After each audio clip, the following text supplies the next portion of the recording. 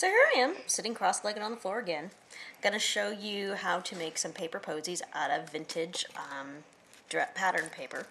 One of the reasons I like this so much is it's going to be very lightweight and it's going to be nice for the flowers. I use actually vintage pattern paper a lot for collaging as well, but today we're going to make some pretty posies. And I'm going to be using an AccuCut machine, and with the flower die. What's nice about it is it actually has the 3 flowers on one die. They're gradated in size, which means that I have that where the flower starts to look real because the petals start small and work up to big. So I folded up one piece of the pattern paper. It's probably about, actually believe it or not, probably about 30 to 40 thicknesses of that tissue paper. But look how easy it goes through. It's like butter. And then I just pop my flowers out. Look at that. That in itself is just absolutely beautiful, don't you think? And then there's probably enough on this end to get some good small ones, so I'll just go down here and do the small ones. It's hard for me to control the tissue, which is why I don't go all the way down all the different sizes at once. I found that I ended up getting a lot of wasted tissue because it would move on me.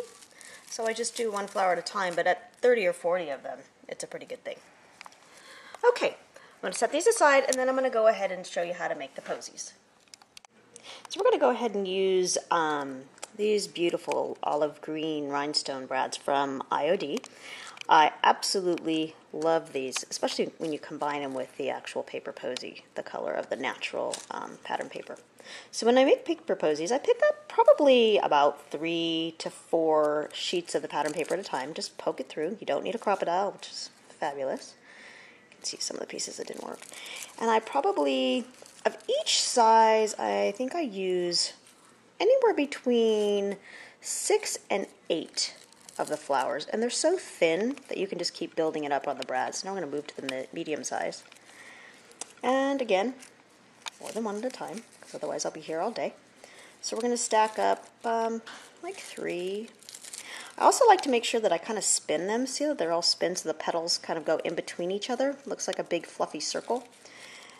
What happens is when you start to spread them out and crunch them up or fluff them up a little bit, all the petals aren't stacked on top of each other's and the flowers start looking a little bit more realistic. Don't you just love the different words in here? It says skirt, or part of the word skirt. Now we're going to mix up to the next level. Going to use the large one. Again, you're going to mix at least 6 to 8 of them. I can kind of feel that I'm picking 3 or 4 at a time. And look, it doesn't even matter. See how these ones are wrinkled? Just going to give a little bit of extra texture to that flower. Gotta love that. We're definitely embracing the imperfections on this. You know, if you look at nature, no flowers are perfect. Here, we're going to give it like a couple more, just because I feel like it. There we go. It's not an exact science, right? So we're going to go ahead and open the brad up in the back. Then, you really want to start fluffing it forward. And I try not to be shy when you're doing this. Don't be perfect. I've seen some people in class try to roll it up over a pencil to get the perfect little fluff or curl. It doesn't really matter. The more that we do it with our fingers and just kind of squish it in, it almost looks like a vintage flower, like you would put on a hat or something, you know, which I love. See? It's actually beautiful. Here we have 2 of them. You can tell this one has a few more petals than this one, and they both are actually both incredibly beautiful, if I do say so myself. I'm going to go ahead and show you how I use them also to make a card. Here we go. Here's a card I made. Went ahead and just glued it down. You see the little crown back there? So very cool.